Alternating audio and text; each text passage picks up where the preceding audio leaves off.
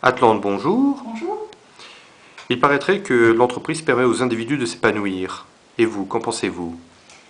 Oui, vaste sujet, les individus qui s'épanouissent via l'entreprise. Effectivement, dans les années 70, 80, 90, ça pouvait être le cas, puisque bon, on était vraiment à l'essor des créations d'entreprises, de l'innovation. Donc, c'était vraiment l'âge d'or de l'entreprise, de l'entrepreneuriat privé. Aujourd'hui, les choses ont un petit peu changé, c'est le moins qu'on puisse dire. Déjà, on va recadrer le contexte.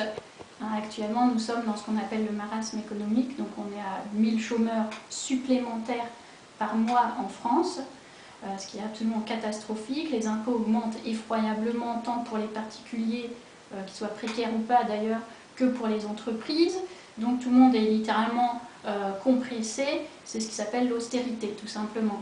Alors une partie des personnes, celles qui sont encore en poste de travail, ne perçoivent pas ce climat général.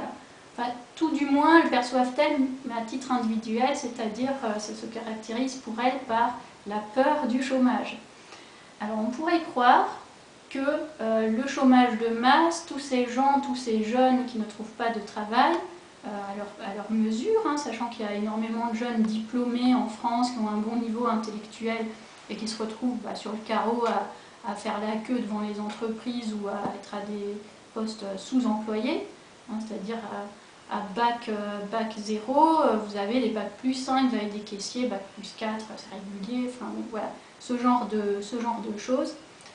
Ces gens-là, quand ils vont postuler dans une entreprise, devant des gens qui ne connaissent pas le chômage, des managers dynamiques, des quadragénaires, des quinquagénaires, on leur dire quoi, mais votre parcours, mais il n'est pas cohérent, mais qu'est-ce que vous voulez dans la vie, vous, vous prétendez postuler, mais vous n'avez pas l'expérience requise, vous n'avez pas l'attitude. Bon, ils parlent comme ça à des gens qui ont 2 ans de chômage derrière eux, qui ont galéré, c'est un petit peu indécent. Alors derrière tout ça, qu'est-ce qu'il y a en fait? C'est le mondialisme en fait. Le mondialisme crée ce genre de comportement.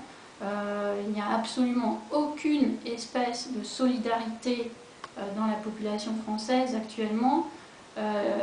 Bon, quelques parents de jeunes au chômage peuvent voir que c'est difficile et s'accrochent à leur job pour pouvoir pallier à cela et financer un petit peu les études et puis les logements de leurs enfants qui galèrent. Hein. Donc cela reste en place, mais ceux-là qui sont en place, ils subissent un management de plus en plus injuste, dégueulasse, hein, utilisons le mot, ce que tout le monde vit, hein, cette espèce d'omerta d'ailleurs, parce que personne ne veut en parler, la pression, l'humiliation, le harcèlement moral en entreprise, les petits chefs incompétents, voilà cette horrible jungle qu'est devenue l'entreprise, cet horrible terrain de combat qui est devenu l'open space. D'ailleurs, de la littérature existe à ce sujet. Quelqu'un avait écrit L'open space m'a tué.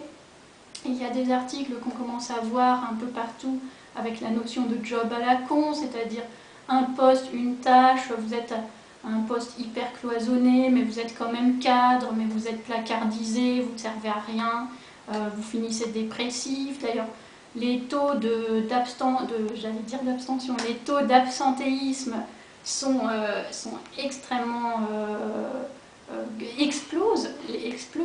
Les gens ne veulent plus aller travailler, on parle de souffrance au travail.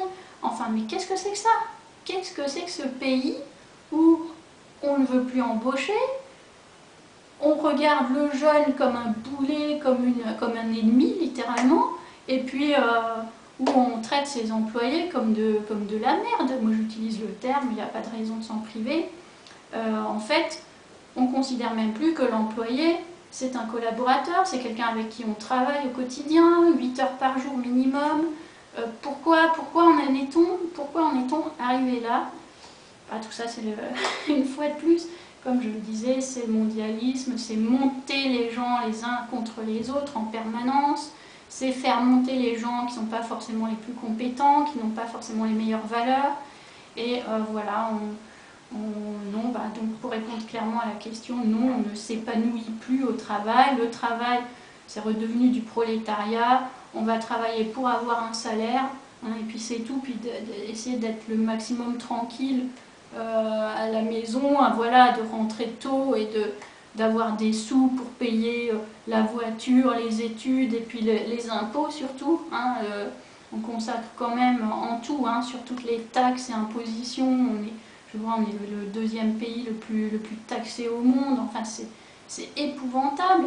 Et malgré tout cela, effectivement, en plus la solidarité éclate, on méprise celui qui ne réussit pas, et puis on méprise d'ailleurs celui aussi qui réussit. Donc tout ça, ça participe au climat horrible, pessimiste, négatif, généralisé.